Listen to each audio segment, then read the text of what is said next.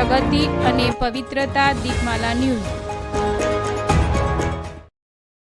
નમસ્કાર।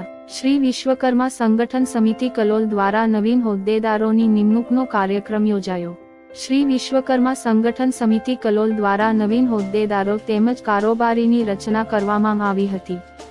આ કાર્યક્રમની શરૂઆત વિશ્વકર્મા દાદાની આરતીથી કરવામાં આવી હતી।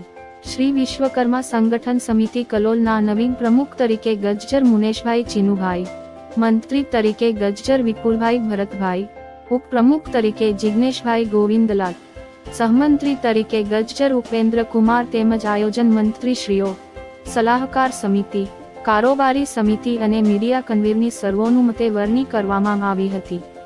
આ કાર્યક્રમ બાદ આવેલ સર્વે માટે શ્રી વિશ્વકર્મા સંગઠન સમિતિ દ્વારા ચા નાસ્તાની વ્યવસ્થા કરવામાં આવી હતી। દીપમાલા ન્યૂઝ કલોલ।